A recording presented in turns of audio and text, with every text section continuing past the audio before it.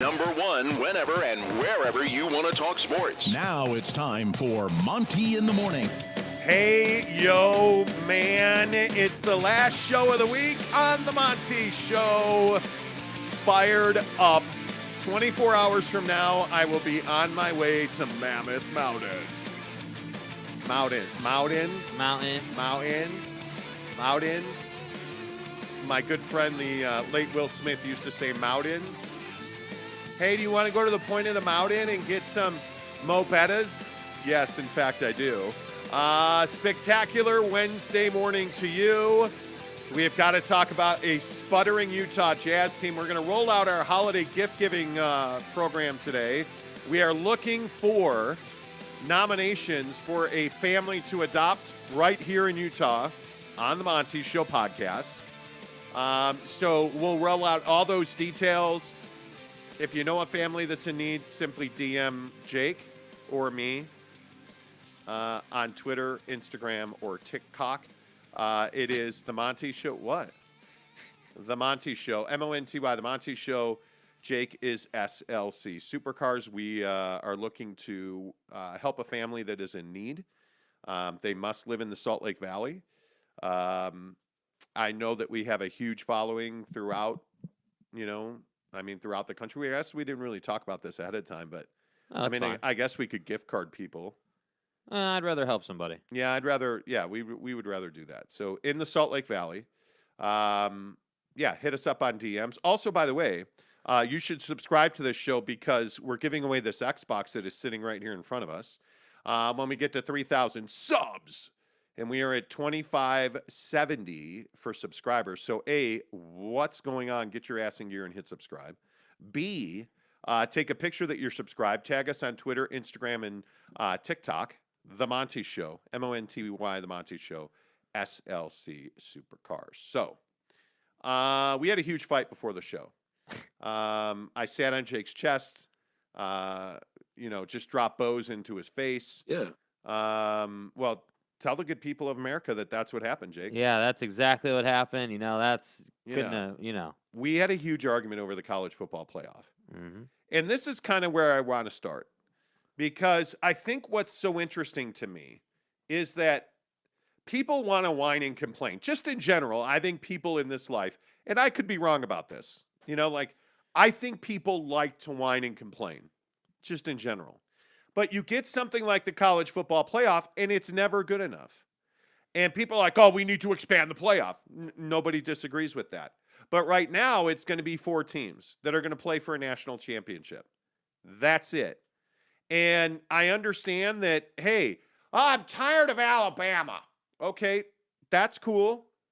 But what I'm telling you is Cincinnati hasn't earned their spot. And number 6, in my opinion, is awfully lofty for them. And the greater conversation here, and why Jake and I completely disagree and had a huge argument this morning, is 100% about the idea that I don't believe that everybody should have access to play for the college football championship. I just don't. Tell me why that's wrong, Jake. Yeah, I just think that there's nowhere else in sports where you have, human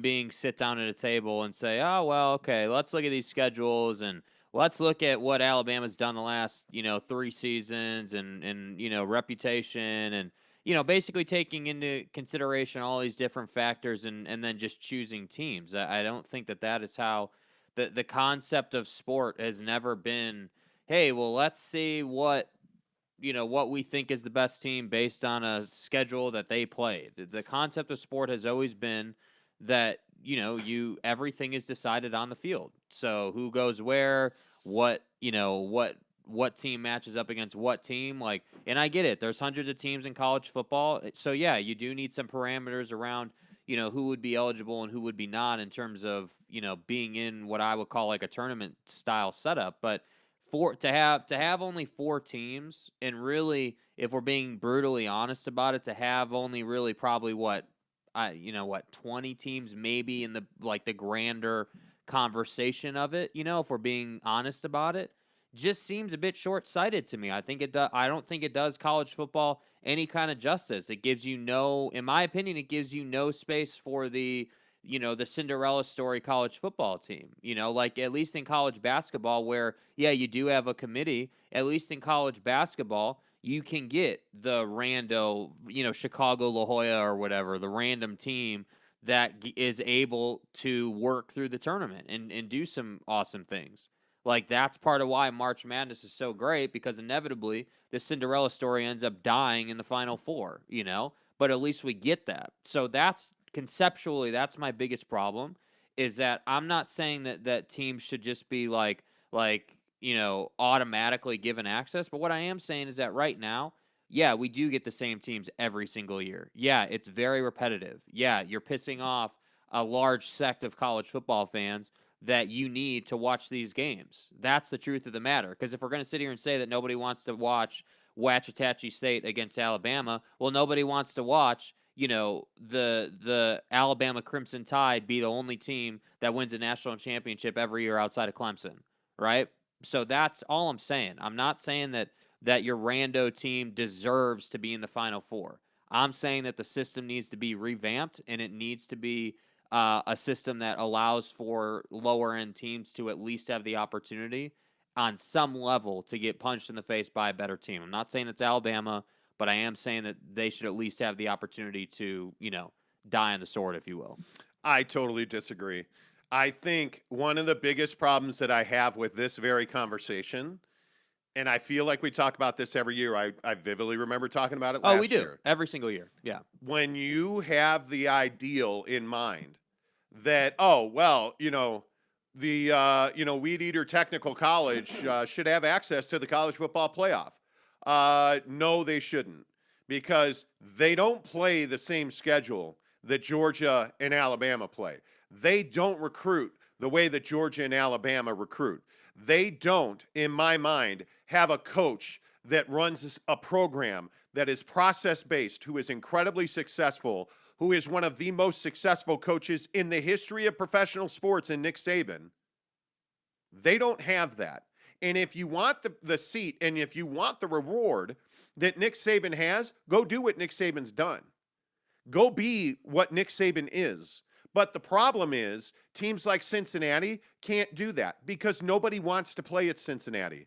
The best wide receiver in the country is not looking at Cincinnati. But I think and I don't disagree with that, but I think, and this is where I think the fundamentals are different in terms of how we view it. Just because, the only reason, if we really look at it, the only reason that people want to go and play at Alabama is because it's Nick Saban and he's built something there, right? So I don't disagree that Nick Saban shouldn't be punished for what he's done. That's absolutely true. And I'm not saying that Ouachita State or some random school should be able to. It's rando, please. Yeah, some rando should be able to get into the college football playoff and just go right to Alabama. That's not what I'm saying. Sure, right. That's not how it works in the basketball tournament. Like, all I'm saying is that some rando school should have the opportunity to get into the NIT of college football or whatever setup it is. I don't have a blueprint on how it would be set up, but my point is that there are so many teams in college football that are never even given a chance, not even a sniff, not even anything worth of opportunity. That's my biggest issue. I'm not saying I don't understand why this is even a conversation. I don't understand it. This is why the BCS no longer exists, because that wasn't good enough. This is why we have to expand the college football playoff, which I actually agree with, but we're only doing it because it's not good enough.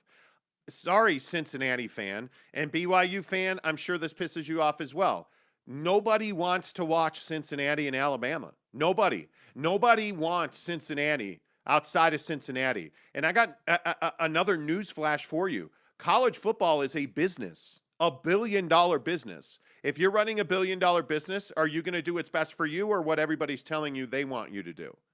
You're going to do what's best for you. Alabama and Georgia is what's best for you. And by the way, Georgia and Alabama are the two best teams in the country, and that is not in dispute. So do you have a problem with the idea that right here today, basically everybody agrees that Alabama and Georgia are the two best teams in the country? Like, I think, just generally no question speaking, about it. Everybody would agree with that. I agree with that. But do we have a problem with the idea that being that those are the two best teams in the country that we're still going through the process? Because at the end of the day, if those two are head and shoulders above everybody else, which they clearly are, 100% they are, what is the point of even having all this? That's the other issue I have. Because you have to still play the game. You have to still play the game. And so I would just say, like the conversation you're trying to make is, why don't we just put the Yankees in the World Series every year? Yeah, that is exactly what I'm saying. Because you still have to play the games. Okay? Like nobody in my opinion, nobody gets a free ride on anything. And the issue is, again, when you say, well, why should Alabama because Alabama's earned it. Go play the 12 games that Alabama's going to play this year, including New Mexico State next week. But, oh, by the way, go to Death Valley. Go play the schedule that LSU played. Go play the schedule that Georgia's played this year. Has anybody looked at Georgia's schedule, who's currently 8-0 and en route to potentially being 12-0? And by the time they get to the college football playoff, 13-0 after the SEC championship game, with, at the time, number 3 Clemson, UAB, South Carolina, Vanderbilt, number 8 Arkansas, Auburn, Kentucky, Florida, Missouri, Tennessee. Like, that schedule, as average as it is, in my opinion, is better than the schedule just about everybody plays. And for everybody saying, by the way, not to interrupt you, but fucking Cincinnati has the 94th ranked schedule in the country. 94th. Their quality win is a really mediocre Notre Dame team. And I don't even know the guy's name, but I said that last night on Twitter. And, Home Slice from KSL Sports is like, Buddy from KSL Sports, excuse me. You're exactly right. He is Buddy. It's like, oh, yeah, just average Notre Dame. I got news for you. Notre Dame is average, Sean Walker from KSL Sports. I said, that Cincinnati's win over Notre Dame is an average Notre Dame team. LOL, Monty thinks the committee's 10th best team in the country is an average Notre Dame team. Okay, well, Notre Dame is 74th in total offense, 76th in total defense, 55th in red zone defense, 73rd is their quarterback's ranked 73rd in the country. Facts straight. And, oh, by the way, they don't have a notable skill position player because Brian Kelly can't recruit. So go ahead and explain to me, and if you want to bitch about auto bids, Notre Dame's the auto bid you should be upset about, because Notre Dame is an average football team who, in my opinion, is not a top 15 team in the country. They're average. They're only in the 10th ranked college football playoff team because they happen to have golden helmets and they've always been in the college football playoff. Go back to when Alabama road graded Notre Dame several years ago in the playoff. It wasn't close. Anyway. Yeah, next question. And I'm a Notre Dame fan. You want to complain about a team being auto-bidded? It's Notre Dame. But please do not sit here and try to explain to me that Cincinnati has earned their way into the conversation. They have not. They've played the 94th schedule in the country.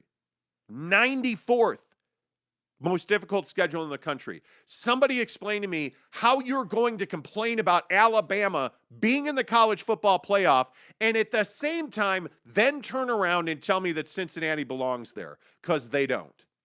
Do you go play? What happens? Is Cincinnati undefeated playing Alabama's schedule? No. Is Cincinnati undefeated playing BYU's schedule? They're not. BYU has an opportunity in front of them to win 6 P5 games. When is the last time they've done that? How about never? They're playing as an independent. They're ranked 15th, and they have a chance to win 6 P5 games. As an independent, no conference affiliation, they are more deserving at 15 than Cincinnati is at 6. Is Cincinnati undefeated playing Miami, Mercer, at Florida, Southern Miss, Mississippi, Texas A&M, Mississippi State, Tennessee, LSU, New Mexico State, Arkansas, and then the Iron Bowl at Auburn? Is Cincinnati undefeated? Is Cincinnati 500? Probably. At this point, At this point, they're probably a 5-3. They're probably a 5-3 team in that schedule. That doesn't get you into the college football playoff.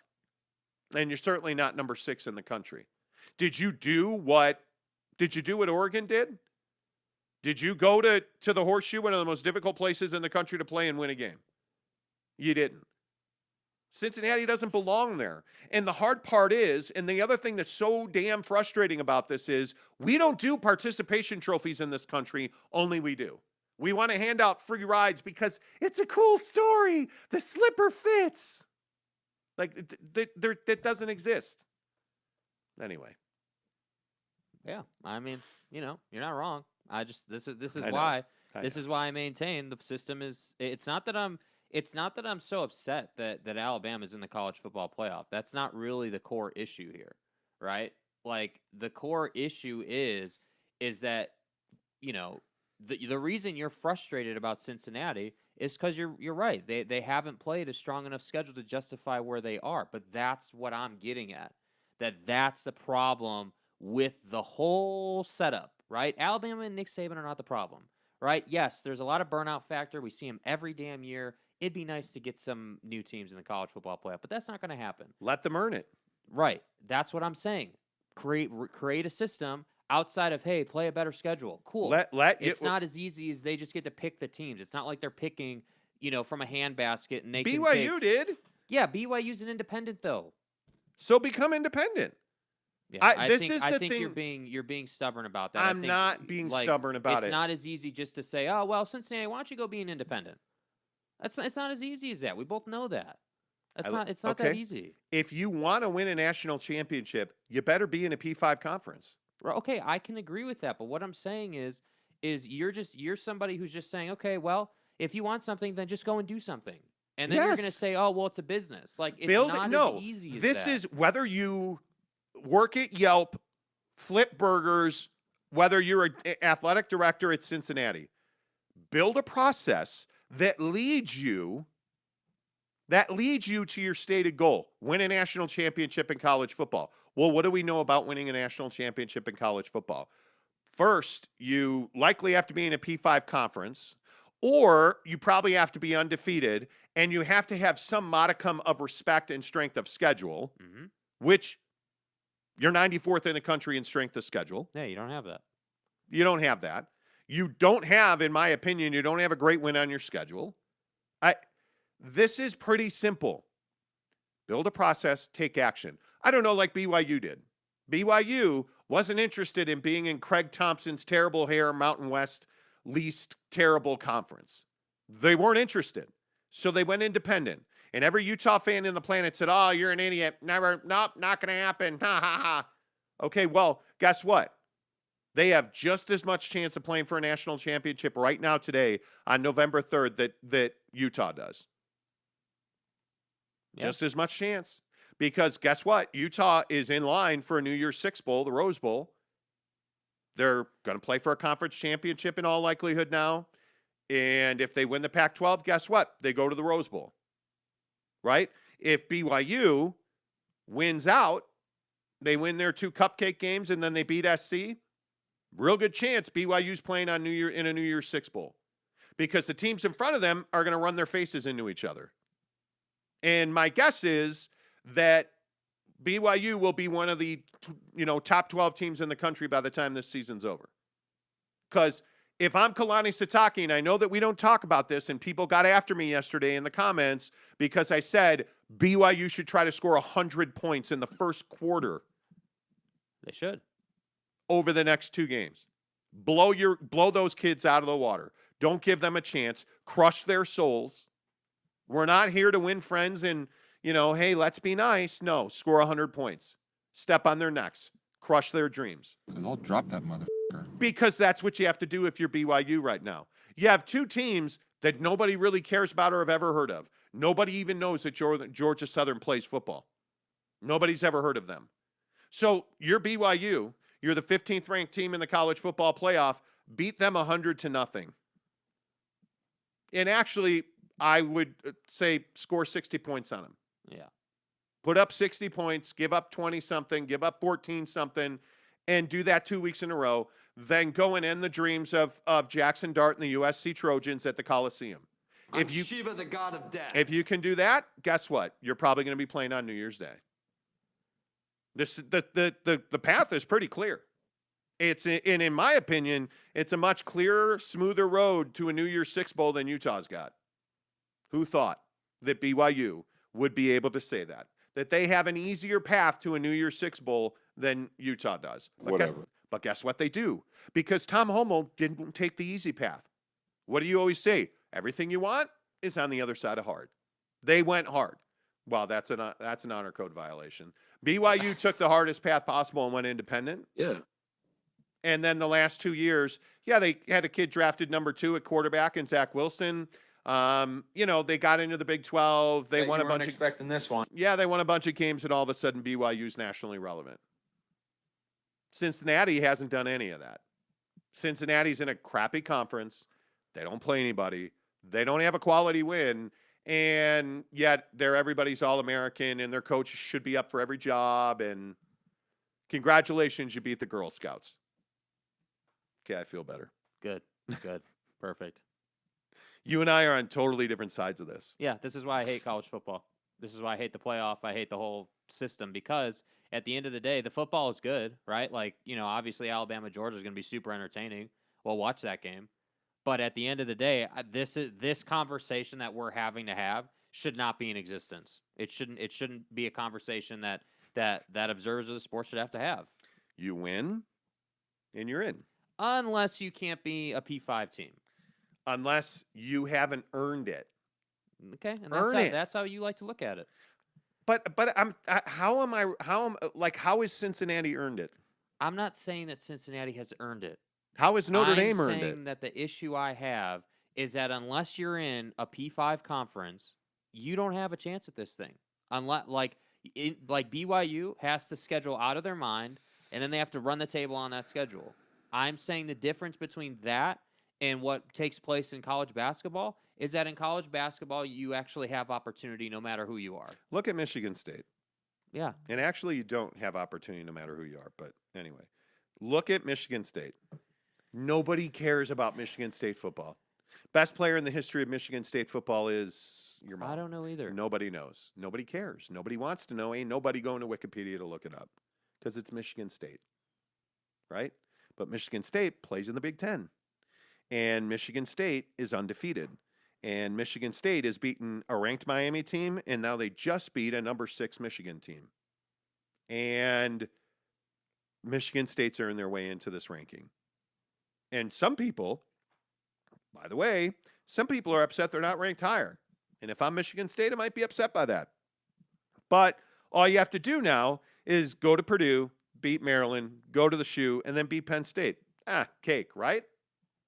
If they wind up undefeated, they will have earned their spot. They will play for a Big Ten championship. They will have earned their spot. They're more deserving than Ohio State, who couldn't win at home against Oregon. Michigan State belongs in their ranking, right? Minnesota, who's winning the West right now, doesn't belong in the college football playoff. Yeah. Why? Because they've lost twice. In this day and age of college football, what if Alabama loses at home to LSU? They won't. But what if Alabama loses at home to LSU? I'm not trying to be obtuse. I genuinely think there is still a chance that they would be around. Not a 2-loss team. Not a 2-loss Alabama. Because there's already questions about Alabama. They'd be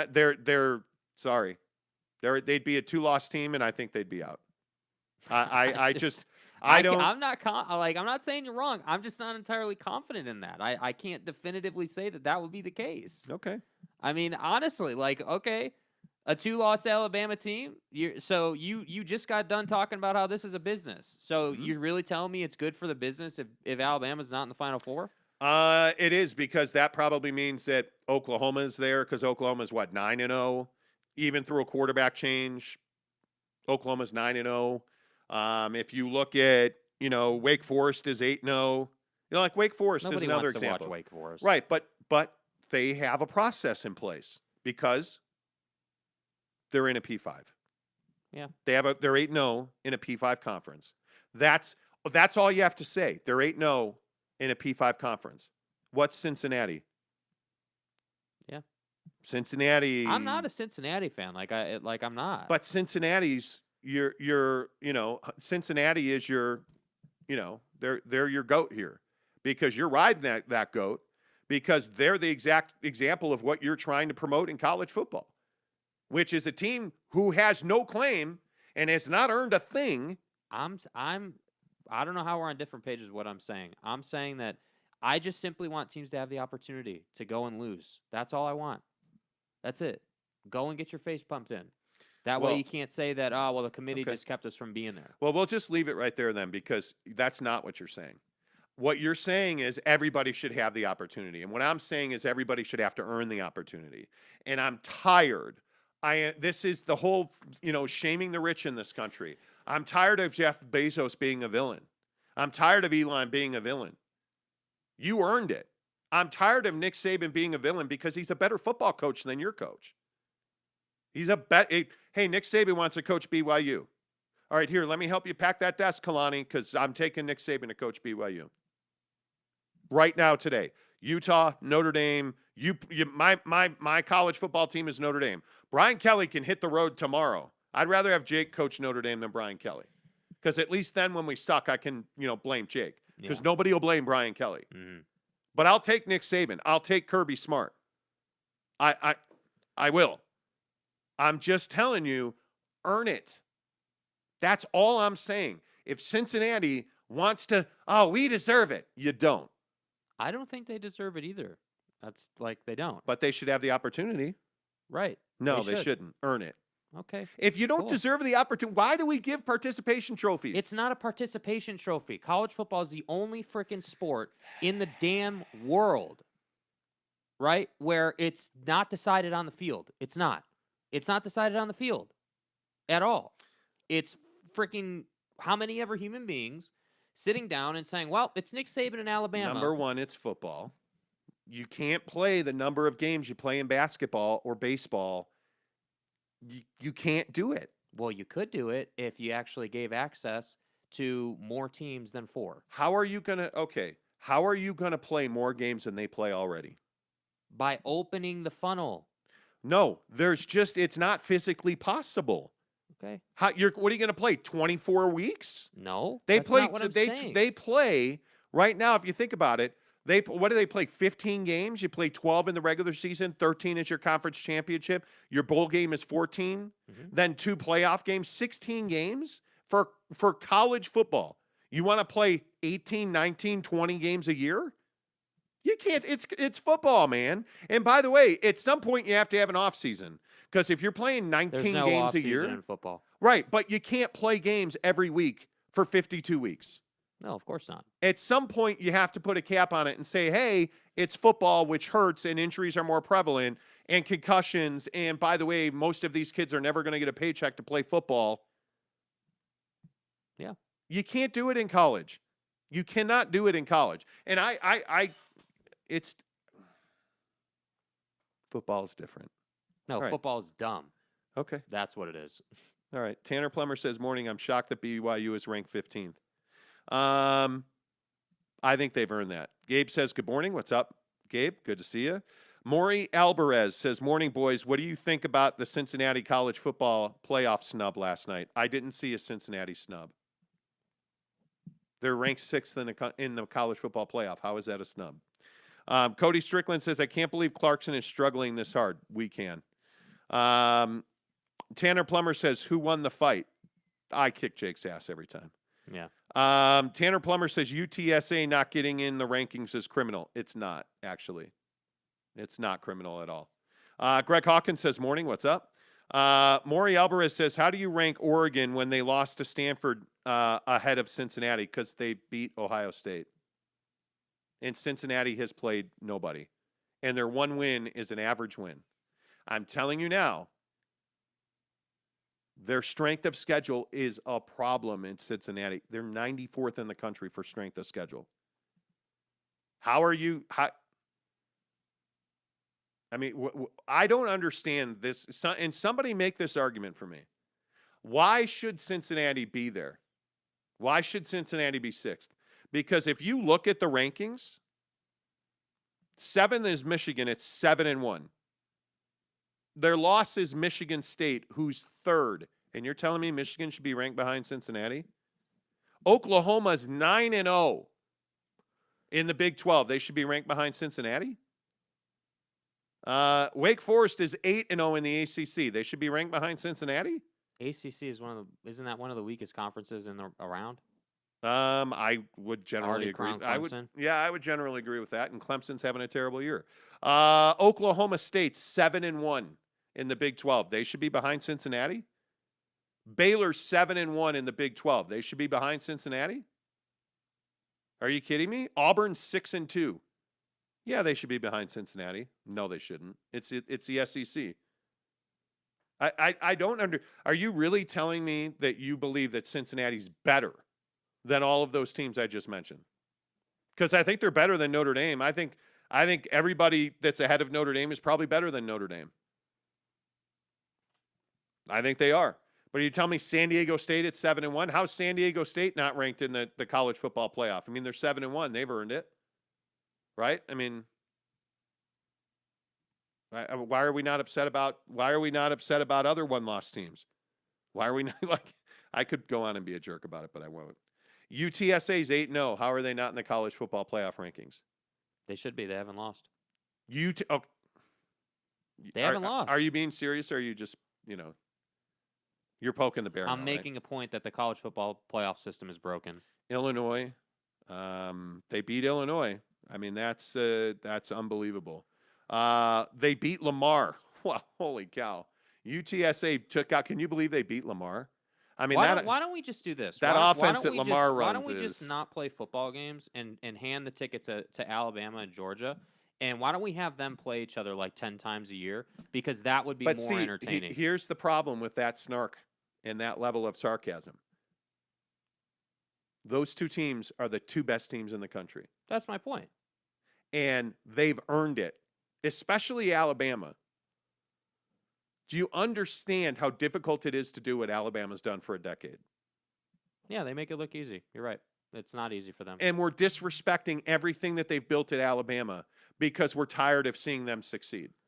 It makes me crazy. It makes me crazy. I can't stand it. I can't stand it. You want to argue that the college football playoff should be expanded? Yes, let's do that. It should be expanded. It should be at least 8 teams. At least 8 teams. I'm good with that. But again, if you want to go to 16 teams, explain to me how you're going to fit that scheduling, because we're going to be playing in the end of February and March. And how many kids are going to pay the price for that with education and injury? A lot. A lot. And I just don't think it works. Greg Hawkins says Cincinnati did well with the Notre Dame win, but it does feel like they need at least another marquee win this season. And Notre Dame is not, in my opinion, this is classic college football, right? Yeah, Notre Dame's your problem. Like, everybody wants to say, well, that's a great win against Notre Dame because it's Notre Dame.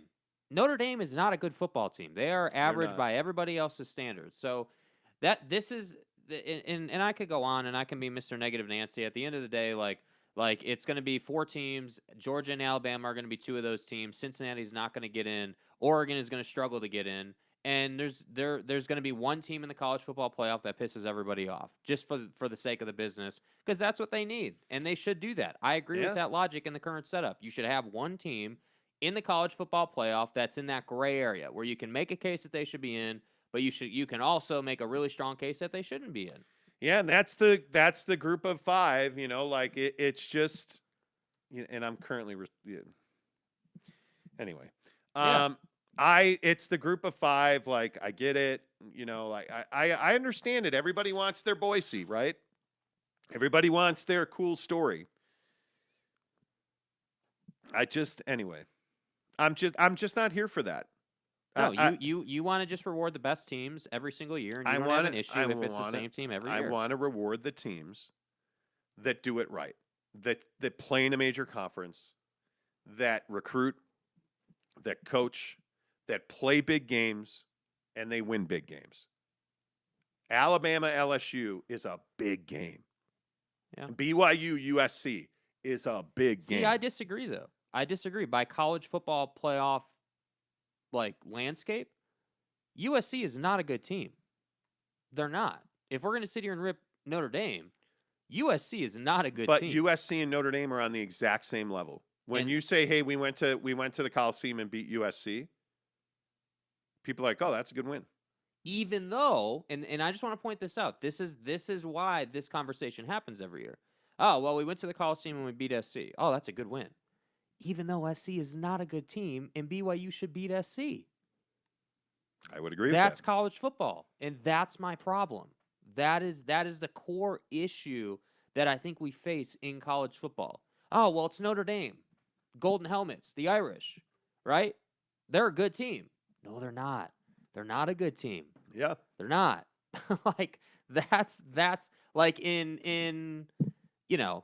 any other professional sport, you're like, oh well, the Braves went on the road against the Astros and won the World Series. That's we know the Astros are really good, right? Like that's why I think this gets really difficult conversationally in college football, because there is no tangible metric that you can say in college football, if you do this thing, whatever X is, you get into the college football playoff. And look, this is why, again, I'm just saying the group of 5, the highest ranked group of 5, if they're not in the playoff, they're guaranteed a spot. We're going to get Cincinnati because Cincinnati doesn't have anybody left to lose to. Yeah. I mean, it would be shocking. I mean, I feel terrible for UTSA. No, you don't. No, I don't, because you're not relevant at all. I'm not. I understand that there's a large swath of people who are like, we want to see the little guy. I'm not that guy.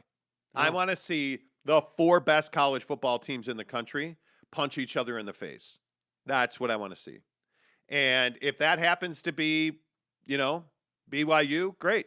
It's going to be tough for BYU. The minimum is run the table and do it impressively. And then hopefully you're one of the top 12 ranked teams. And, but I just think that BYU will have to do probably much more than that. Yeah. Because it's going to be difficult when you have somebody that, is the level of a Cincinnati who just doesn't belong there. They don't belong there. And you hope, you're 7-2. And you're going to be 9-2 going to USC.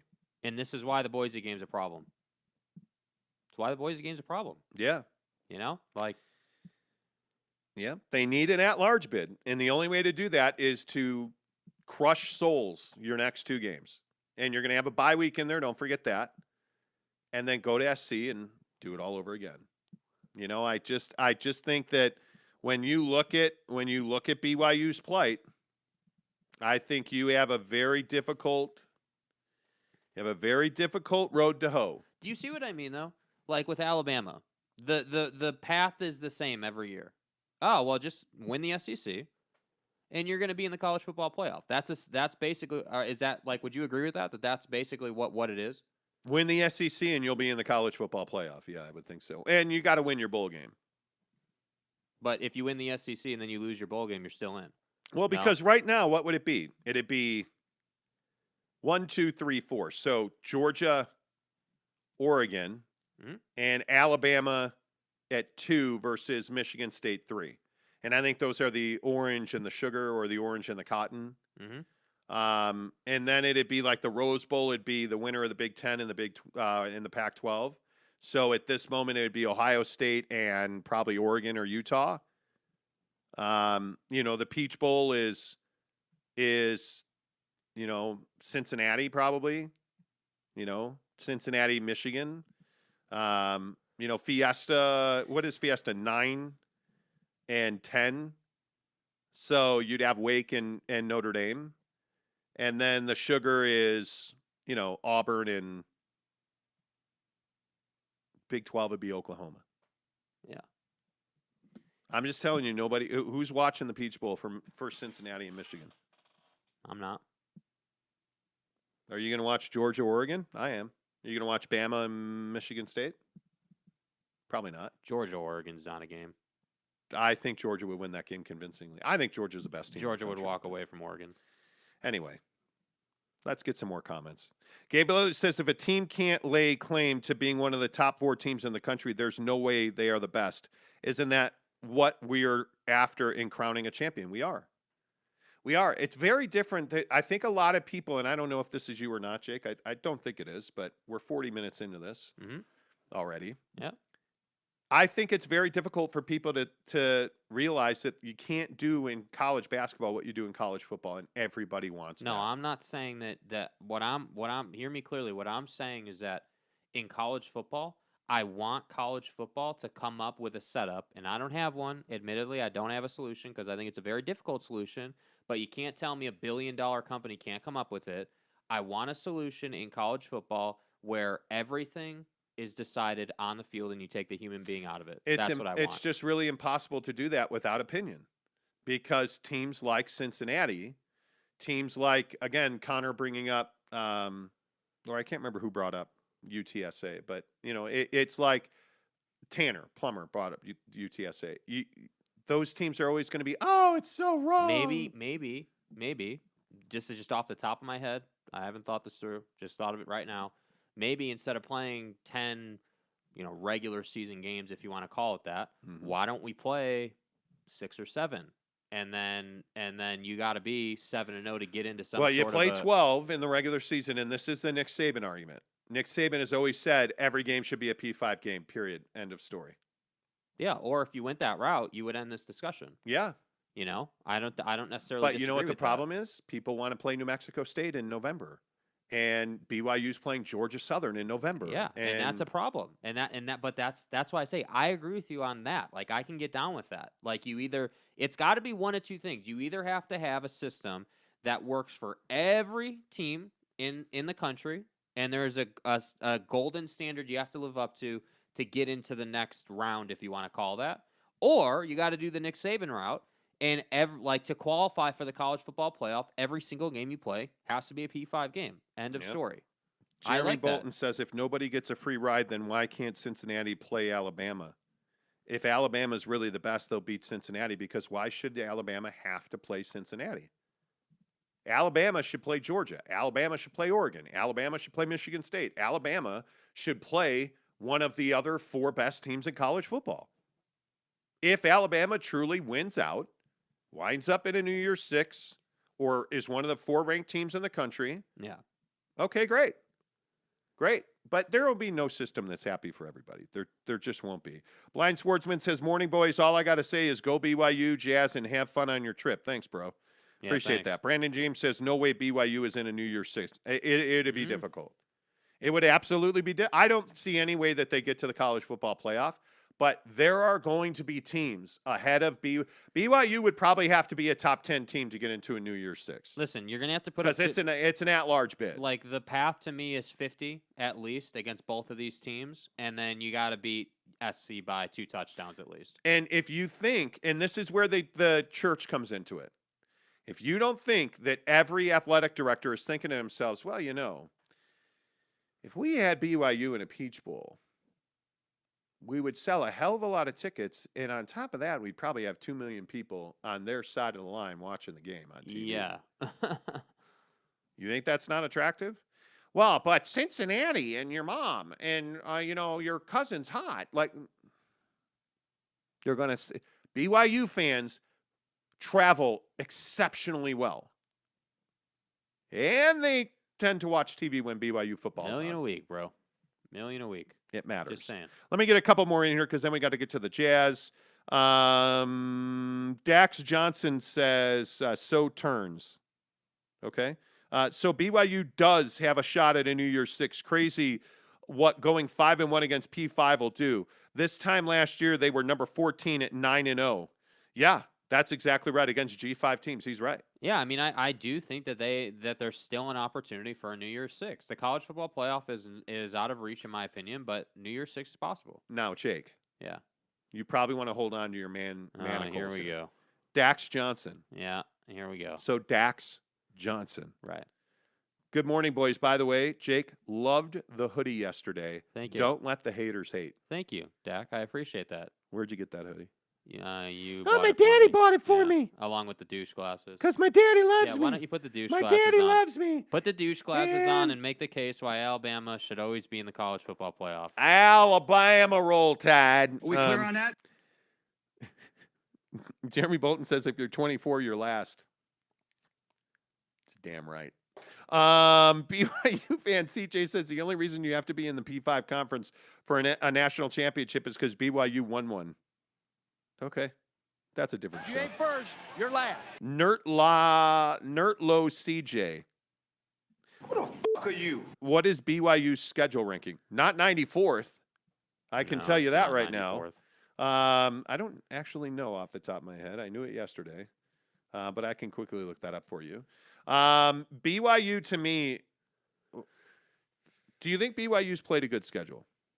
Yeah, I mean, I think they've played a good schedule. I certainly don't think it's the strongest schedule, around. But I mean, yeah, I think the problem I have with their schedule, or that anybody would have with their schedule, is it's against the Pac-12, and the Pac-12 is a weak ass conference. I guarantee you they're top 40 though. I just don't remember. Yeah, I mean, you're gonna get cred for the schedule they've played, but Say again, they're like 39th. it's, at the end of the day, it just is. But listen, here's strength of schedule. Number 1, Miami. Number 2, Wisconsin. Number 3, Indiana. Number 4, Notre Dame. Impossibly difficult schedule. 5, Purdue. 6, LSU. 7, Illinois. 8, Georgia. 9, Texas. Ole Miss, Iowa, Kansas. BYU's 35th, by the way. Like, listen to the playoff teams that are here. Just in the top 15. Alabama, Georgia. Notre Dame at 4. Like, I mean, you have these teams that are playing, like Michigan at 25. Listen, Cincinnati doesn't have any Yeah, any they're leg 35th. to stand on. BYU is 35th. So like, think of this. Think of how it looks, because that's. And again, I hate that this is how we have to look at it, but the fact is this is how we have to look at it. Yeah. We have to make judgments based on how strong your schedule is. So when all the teams around you, like if you're Cincinnati and all the other teams around you are basically top 30 schedule teams, and you're sitting there at 94th, come on, dude. Like, you can't. Yeah. You're not going to get over that hump. Like, that's just the truth. Brood Wars, I love you, man. Brood Wars says the convoluted clusterfuck that is the process of picking the top teams in the league makes me glad I don't care about football. Thank you. Thank you, Brood Wars. Thank you, sir. Couldn't agree more. Angry Astley says Utah should get in to the Rose Bowl if they're 6-7. Well, win the South. Tanner Plummer says Monty Thug Life activated. Those glasses are amazing. Jeremy Bolton says if BYU goes to New Year's 6, how can you deny Jaren's greatness? Why? We almost made it through a whole BYU conversation without Jaren's greatness. Why don't you just? Do you want me to start playing slurp noises? Like, I mean, what do we need to do here? What do we got to do? Yeah. Cam Harrison says the Big 12 will still be a P5 conference after Texas and OU leave. Yes, it will. But the question is, do the Utah Jazz have access or a seat at the table for the college football playoff? Let's switch gears real quick because we're short on time. The Utah Jazz last night sputtered through a game against the Sacramento Kings. And I don't know, I could be making too much of this, but you tell me. Am I the only one that's got a pretty significant level of concern for this basketball team right now? Because Jordan Clarkson aside, and he's just having a dreadful start, and I think everybody in this world knows he's going to pull out of that at some point. I think he's 0 for his last 97 three-point shots. Yeah, well, and the 99-game streak ended, so, that's all that matters. Yeah, that's a hell of a streak, by the way. Yeah. I mean, my point is the Utah Jazz are not playing very well. And Mike Conley had to come in and rescue them from losing to a very mediocre Sacramento team. Mm-hmm. So, the question has to be asked, young Jacob Tyler Montemayor. Why are the Jazz struggling against teams like the Sacramento Kings? No, I don't know. You were only 14 of 48 from 3 last night. Think that matters, right? I mean, I like that they took 48 threes. 14 of 48. I like that number better. 1 of 9 in the first half. This is the problem. This team, as much as they've overhauled the roster, not overhauled, that's probably strong, but added talent to the roster, you're still the same team, right? Yeah. On the nights when you're making 40% of threes, you're going to win those games. On the night when you're 14 of 48 is just egregiously bad at home. That can't happen. Well, the Nye guy makes a good point, though. Clarkson is as cold as my ex-girlfriend's black dead heart. Yeah. Yeah. Clarkson's so cold he can't catch a cold, bro. I mean, it's amazing. I'm concerned. I'm concerned because what you're seeing now in the Utah Jazz is a pattern. And again, the numbers don't lie. It's not even that the three-point shot's not going in, because let's be honest, when you shoot threes and you rely on the three ball, you're going to have stretches like this. Clarkson is 0 of 11 last night, bro. But much to my point, my good friend Marcos and I were deciding on whether or not Marcos should bet the -9 to cover for the Jazz last night. Yeah. And he did. And he is texting me during the game, get Clarkson out of the game. It's not that he can't shoot. He turns the ball over. 0 of 11, dog. But look at the turnover numbers. Look at the team numbers that terrify you in this game. Yeah, 16 more. Is that you keep turning the basketball over. 16 more. And when you look at the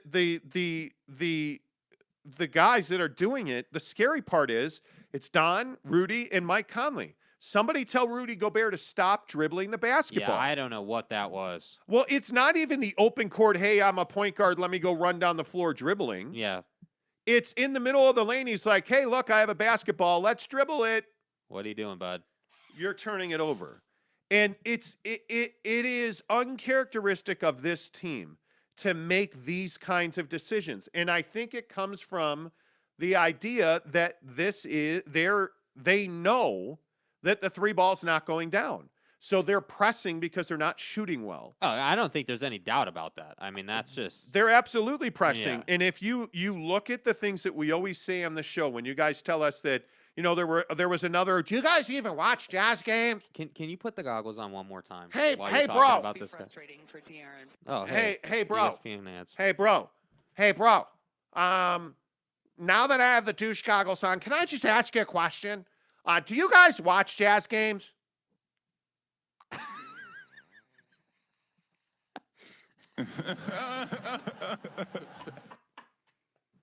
We don't.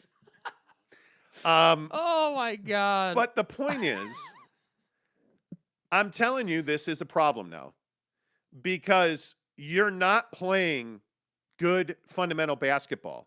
And when you are an average defensive team, which the Utah Jazz are, metrics say it's not just our opinion. they're an average defensive team. Yeah. And what awesome knowledge was I dropping like a thunderbolt on your brand new iPhone 13 Pro Max extra large cock length phone last night when I said that was way over the top.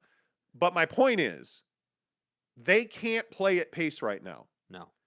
Because they cannot, in my opinion, they cannot stand and deliver from three. And when the Utah Jazz are going to miss that many threes, when Don's going to go 5 of 12, Rudy doesn't take any, Bogey's 2 of 5, Bojan Bogdanović only took 5 threes last night, Royce O'Neal blows, he's 0 of 4 from 3. Random sales rep. Bro, ESPN. Stop. Jesus. But my point is that when you have an offense that's predicated on making the three and you're not making the three, that's a problem. You had 1 3-point shot come off the bench last night. And that was Joe Ingles, who was 1 of 4. You missed. You were 1 of 18, I think it was, off the bench last night from 3. That's not good. And so my point is, it's becoming a concern now. And you watch Donovan tweak that ankle, and your hopes and dreams damn near ran off to the locker room with Donovan Mitchell last night. Yeah, that was nervous time for a minute. And I'm telling you, I'm not saying that you should panic or that the season's over. This roster ain't it. I just think that, last night in the second half, there was a time for about 5 minutes, and I give Quinn credit. He adjusted. But there was a time where he had Royce, Jingles, and Bogey all out on the floor at the same time against the Kings starters, which is Buddy Hield, De'Aaron Fox, and Tyrese Halliburton. Buddy didn't even start. You cannot have an unathletic lineup out there against that level of athleticism. But here's my point. And you're right. They played 8 guys last night, and they almost beat the Jazz. Do you realize that the Kings only played 8 guys last night? And they got 19 points out of Buddy. Davion Mitchell gave him 18. Halliburton 14. De'Aaron, who is just terrible at basketball right now. Yeah. I don't know what happened to De'Aaron Fox and why he can't catch a basketball. He scores There- 13. So on that point, and I'm not trying to interrupt you, but there is a You are. narrative going around the league. So the league changed balls this year. I hate this argument. But it matters. It matters. You're talking about guys not being able to catch a basketball. There is a narrative going around that the new Wilson ball is not good. It's a different grain of basketball. So for those of you who don't know the story, I hate this conversation. The league switched from Spalding to Wilson. Spalding did not renew their deal with the NBA. And the basketball looks identical. The leather grain is completely different. And some guys are saying that the channels that are on the basketball, and if you don't play it, there's like black rubber strips on the basketball. Yeah. That help you grip it and shoot it. They're saying that the leather and the channels feel different. And so guys when you catch a basketball, it spins in your hand when it first hits your hand. It spins a little bit.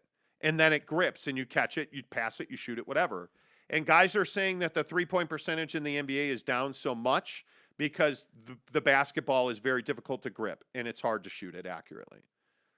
I don't know. Is that why Royce O'Neal can't hit, water from a boat? Is that why Jordan Clarkson went 0 of 11 last night? No, it's not. Sorry, man. Like, the basketball is different. I get that. You didn't go 0 of 11 because of the basketball. You're just struggling. And in my opinion, again, this is just me, but you didn't give up. You didn't give up 46 points in the paint to a team without a legitimate center. Yeah, dude.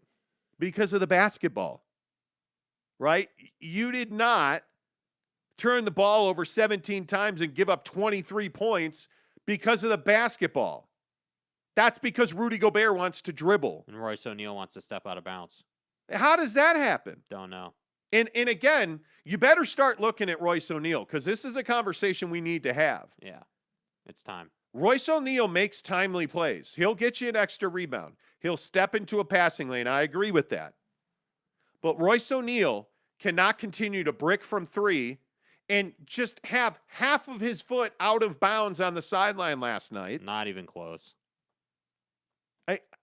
My biggest concern is this roster is not it. No. You need to make a trade. You need it. Like, can anybody explain to me what Bojan Bogdanovic's role in this offense is? He finally last night hit a big three. I thought that three he hit in the last minute of the game where It was clutch. he sidestepped and hit that three. I thought that was pure. Yeah. That's the first time where I've been like, well, hey, there's Bojan Bogdanovic making a great play. Do you realize he had 20 points last night? Didn't seem like it. It didn't feel like it at all. And he only gives you 3 rebounds. He's not diming out. He's not playing defense. He doesn't play defense. And what did we notice about Rudy's numbers last night? Another 20-20 game for Rudy. Well, no, not really. 12 and 19 last night. On a night where they play terrible or they shoot terrible from 3. This roster's not it. And I know that everybody wants to, well, Rudy Gay. And does Rudy Gay solve the problems of this team? Some of them. Not the ones that matter. But I look at a guy like Hassan Whiteside who played 15 minutes last night and gave you 9 points and 12 boards.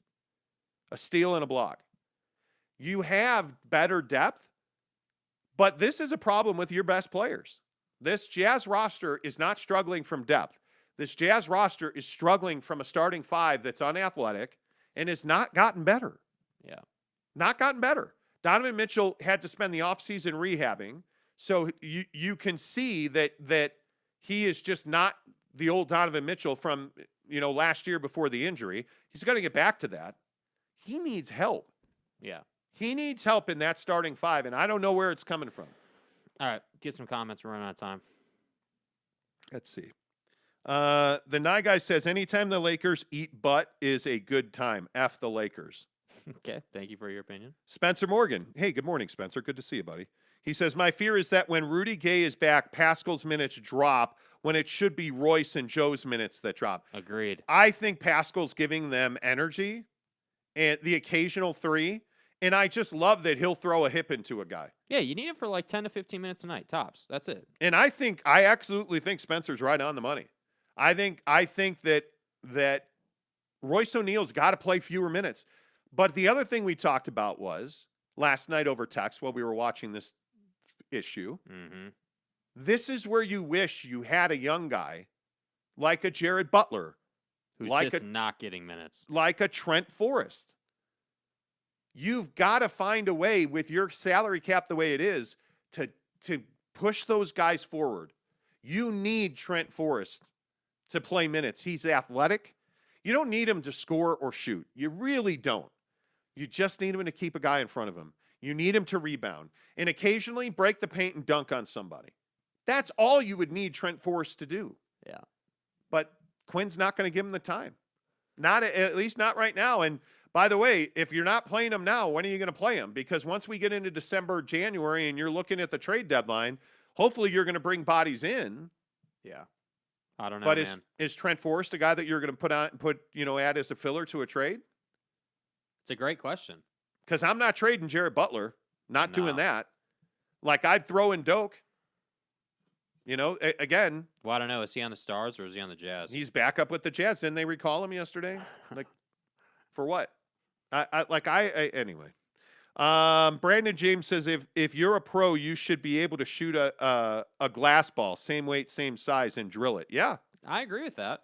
Yeah, the ball thing that came out wrong. The basketball issue in the NBA, man, they got issues with damn balls. The basketball issue in the NBA to me is, I don't know. Tanner Plummer says, quote, "This team isn't it." Well, don't tell Bowler Jack. He flips a lid. Oh, I hate that, Jesus. Homer. Bowler Jack's tough to listen to. Yeah. He is tough to listen to. And it is. Yeah. He works for the team. I think he does That's all you gotta say. he does a fine job. By the way, Tony Jones, you said, was tweeting about LeBron being the best player last night. Yeah, he just said that for him, LeBron is the best player in the league right now still. So, I don't know. I think it's there's so much, opinion in it. I think obviously it's between LeBron and Kevin. I mean, that's I'm sorry, who? Kevin I don't know who that is. Durant. Kevin Durant. Oh, okay. LeBron James is the best player in the NBA right now. I mean, the way I don't understand, I don't know what he's doing. I don't know what he's snorting or injecting. I don't know. Crack, ice, boom, pow. Can I get some of that? Because he's playing unbelievable. He's playing 10 years under his age. What do you bench? LeBron James is a physical miracle. I give that guy so much credit for being 100 years old. Actually, 97. Let's not exaggerate. Yeah, don't exaggerate. For being an older player and supposedly past his prime, he wasn't dunking on people like he was last night in his prime.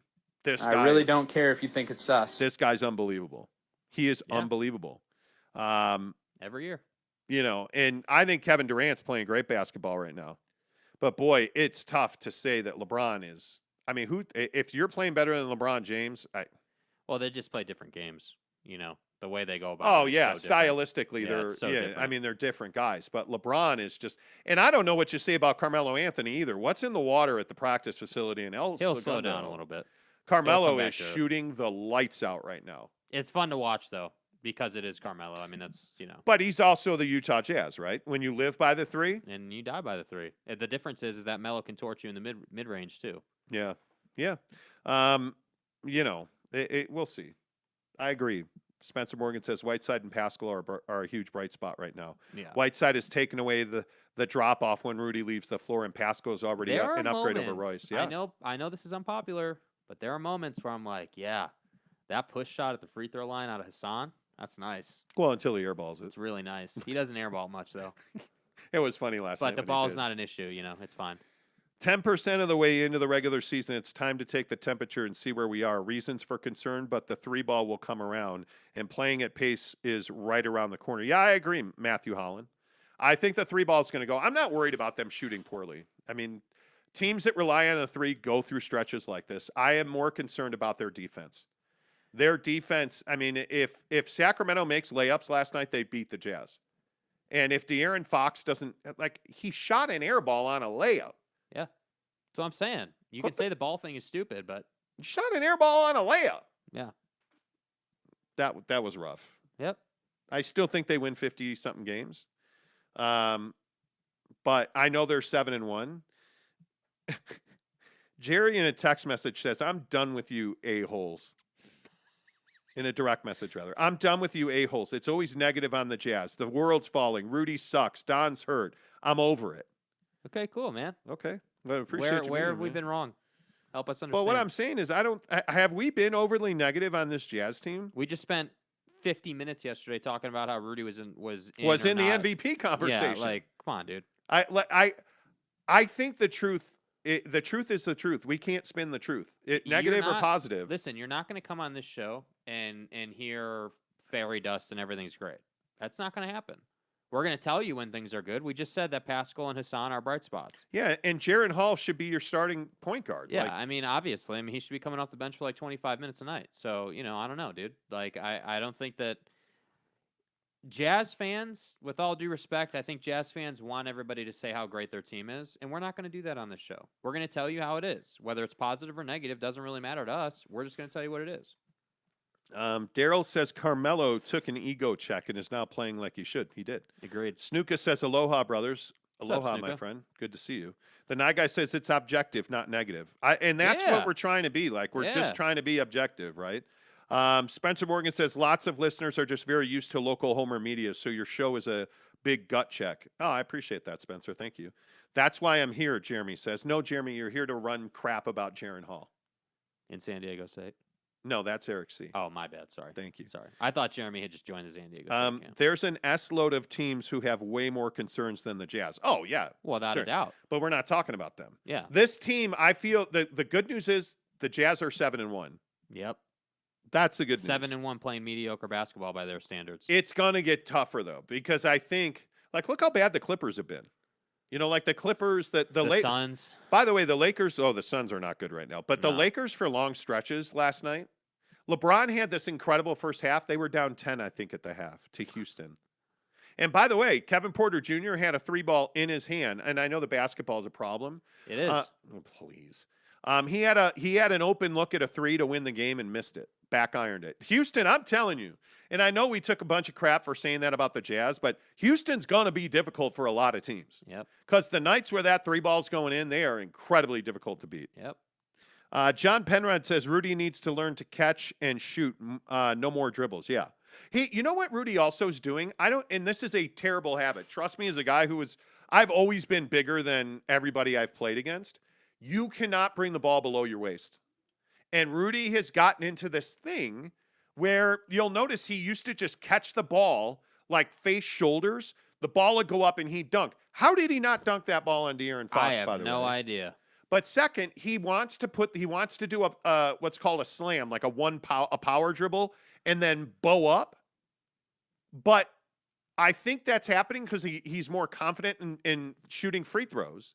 But the ball's coming down below his waist way too often now. Yeah. And it's resulting in turnovers, and it's not a good thing. Nye Guy says it's definitely time to package Bogey and Royce. Well, that could be. Hey, don't forget we're off tomorrow and Friday. But I also want to talk about this, Secret Santa, call it what you want. Because this is really important to us. We have really tried to give back to you as our listeners and our viewers. And right now we need to keep this to the Salt Lake Valley just because it's much easier for us to make sure that we're actually contributing to a family. Yeah. But we'd really like to adopt a family for Christmas on this show. So here's what we're asking you. We are asking you to nominate families you know are in need. And whether this is your family, your friend's family, your brother's family, we want to help somebody provide Christmas for their family, for their kids. If it's simply, hey, let us cater a meal at your house on the week of Christmas or whatever that might be, we'd really like to contribute to a family for Christmas because I think we all know that right now there are a lot of families that are struggling, and there's a lot of families that around Christmas time, there's a lot of kids who don't get presents, and we want to make sure that there are as few of those as possible. Yeah. So what we're looking for is nominations for a family that we can help provide Christmas for their kids. And what we'd like to do is buy them gifts and provide some food for them so that they can have a Christmas meal. And if there are issues outside of that, if there are, whatever it might be, we can talk about that. But at the very baseline minimum, we'd like to provide gifts and a Christmas meal for a family this year that's in need. So what we're asking you to do is direct message us on Twitter, Instagram, or TikTok. On The Monty Show, MONTY The Monty Show. Or you can DM with Jake, SLC Supercars on Twitter, Instagram, or TikTok. And tell us about a family who needs help. And what we will do is we will pick a family.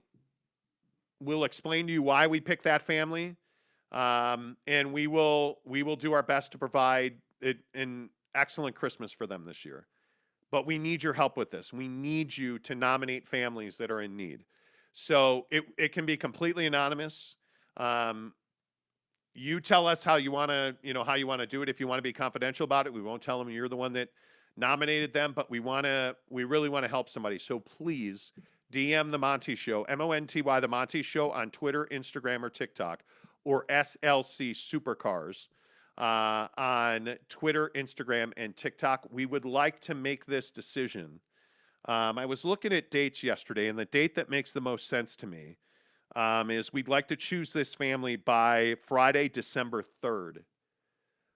Friday, December 3rd is a date we would like to select our family. So basically got a month. So you have 1 month from today. So please get those nominations going now. And what I'll ask you for when you DM us is just say, hey, I know this family. Here is how I know them. This is their situation. Hey, dad lost his job. Mom passed from COVID, whatever that might be. And just give us an idea of why they're in need and then provide a way to contact them. I've done this in the past where people will say, hey, the Jones family needs your help, XYZ. And then you don't give us a way to contact them, and it's hard to get back in touch with you. Yeah, we can't help if we don't have contact. Yeah, so please say, hey, this is Kim and Steve. They're my brother-in-law. Hey, here's their situation, and here's their phone number. And then we'll reach out to them, and hopefully we can make that happen. But just DM us, and let's get it done. By the way, Snuka, no, you cannot nominate Jacob Conover. He does need help. He does need help. Yeah, next question. We're just going to put him in the transfer portal. James Knight says, great calls, guys. Well done. Yeah, we're just looking for people to help. So you have a month to nominate somebody.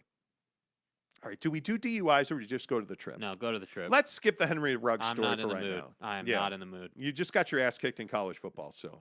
Okay, I will come across the table. So, I don't know that table can support your weight. Anyway, did you just call me fat? Fat? 3/4 of this is inaccurate. Okay. You are fake. So, I did not. I'm kidding. So Mrs. Monty and I are breaking up for the weekend. We never spend time apart. And I mean, when I say never, I do mean never. Like Mrs. Monty and I pretty much eat, F and sleep together. That's pretty much the whole thing. That's our life. But we're together all the time. Right. And this weekend, we are not going to be together. My dog is perilously close to tipping our camera over. We are not going to be together this weekend. My wife is going to the Grand Canyon for an estrogen get-together with a bunch of other hoes. Mainly her mom and one of her friends and her mom's friend. So they ain't really hoes. The Rack Attack! I should probably move on. Anyway, my wife's going for a girls' trip to the Grand Canyon. They're going to ride horses. They're going to fly in a helicopter. Good on you, because I'm never doing that.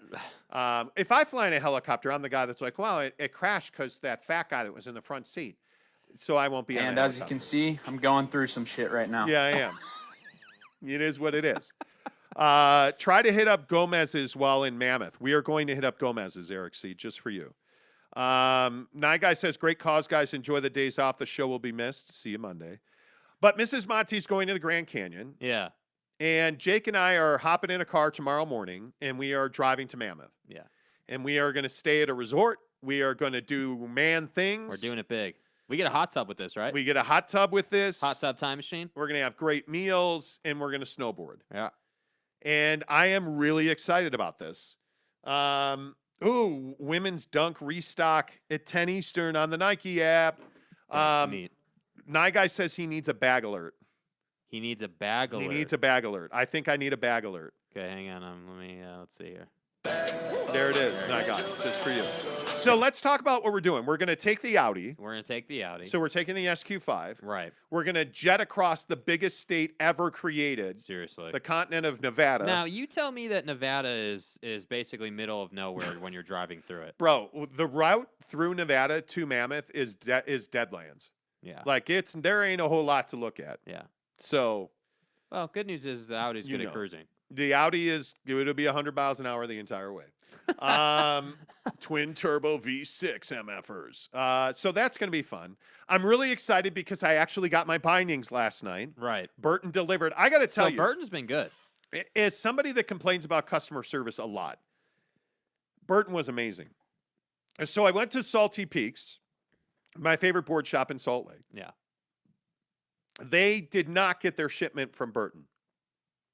So I had to cancel my order, which I almost never do because I like supporting local business. Man, we have spent a lot of money in that store. Oh, yeah. We've spent like 5 G's in the last month in that store. But anyway, the point is, I had to cancel my order there because I went on the Burton website, ordered XLs, paid for next day shipping. XL size of the step-on Of the step-on bindings. Which is new technology from Burton. And so they didn't get here on Monday like they were supposed to. So Monday morning, I looked on UPS, and it said delayed indefinitely. Oh, God. I was like, uh-oh. So I called Burton. She's like, well, hang on. I actually know our shipping coordinator at UPS. Let me make a phone call. I'll call you back. Yeah. Hang up. She calls me back 10 minutes later, and she's like, you know what? Actually, those are no longer in Columbus. They're actually in Louisville, and by the end of business today, they'll be in Salt Lake City.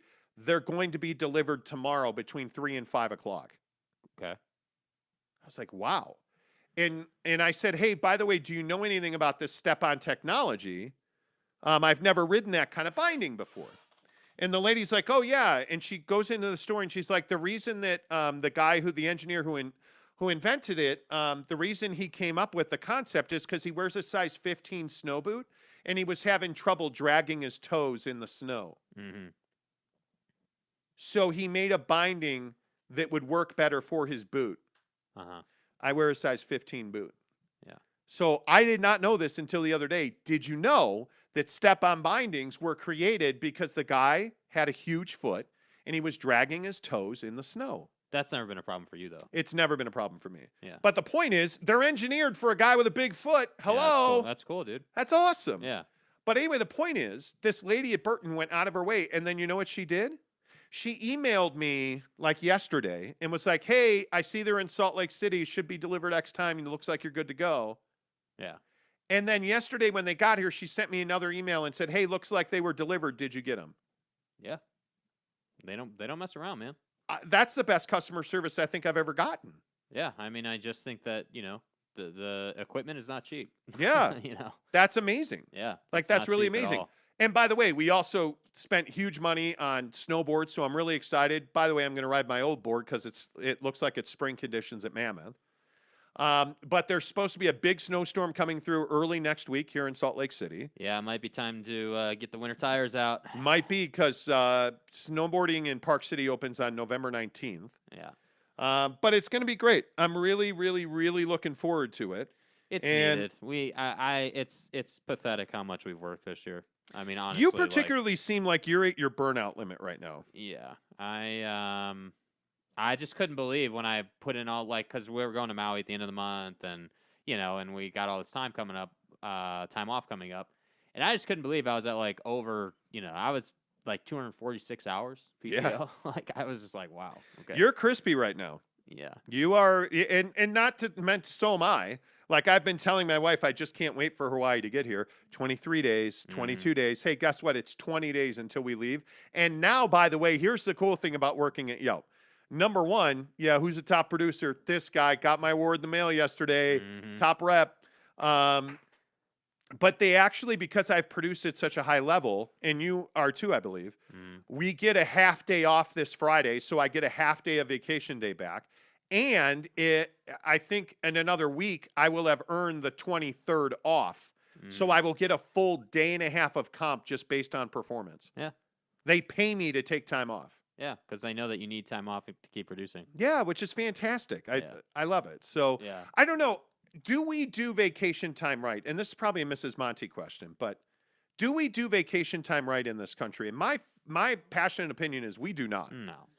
We do not. It's not even. I don't even know that it's a conversation. It's not. I just think we don't value it enough.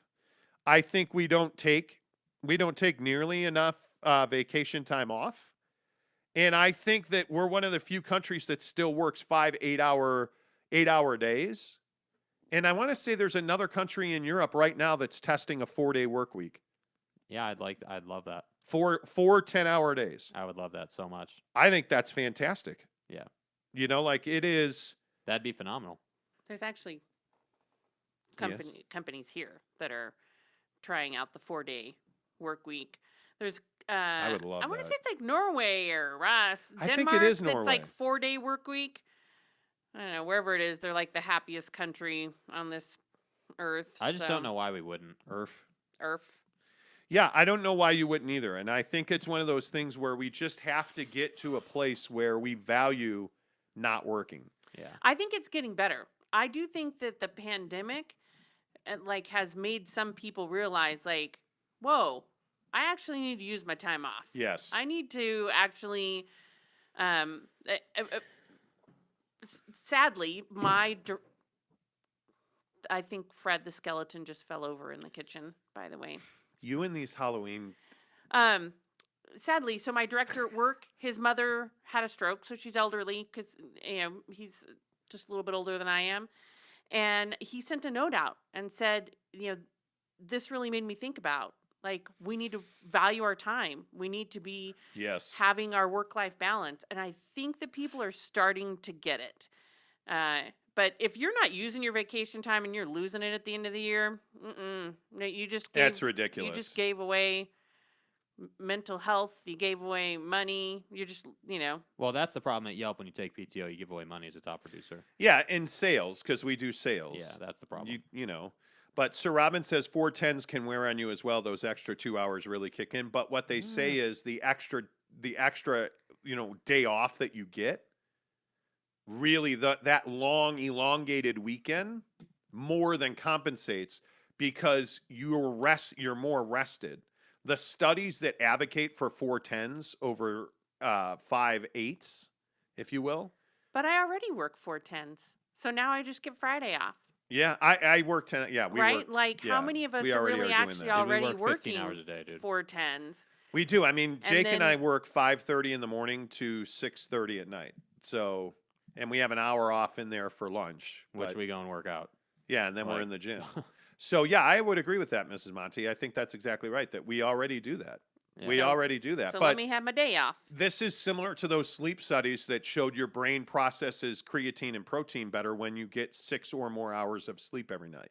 Yeah. It's the same effect when you're not working 5 days. That extra day off, those 3 straight days off that a lot of people in Europe get is why many countries in Europe are healthier countries than in the United States. Yep. Like in China and the Pacific Rim, they're so unhealthy because most people work not 1 40-hour week, but 2, because most people on the Pacific Rim have 2 jobs. It's crazy. Because they make such little money. It's crazy. So it really is it's an interesting thing. Anyway, yeah, I would love to do that. I'm excited. We're off these 2 days, and then I'll just tell you now, from the 23rd to the 3rd of December, we're off. We're in Hawaii, and then I'm taking the last 2 weeks of the year off as well. And I just cannot wait for it. We'll probably do shows some of those last 2 weeks of the year. Yeah, there'll be some shows in December, no doubt. Yeah, but the last 13 days, or I guess the last 10 days of November, we're in Hawaii. And we're going to create video content. James Knight is asking if we're going to create content this weekend on the trip. We will. If you follow us on social. On social, we will. We won't be putting out YouTube videos just because we're trying to at least, enjoy the trip a little bit, unplug a little bit. In Hawaii, we definitely will be creating YouTube content for sure. But for this trip, just follow us on social. You'll be able to see it all. I agree. All right, you should probably play the music. Yeah. Okay. What thing are you looking forward to most on our trip to Mammoth? Just getting back on the hill. You know. I think obviously getting back on the snowboard. Yeah. But just not giving a damn for 4 days about work. Yeah.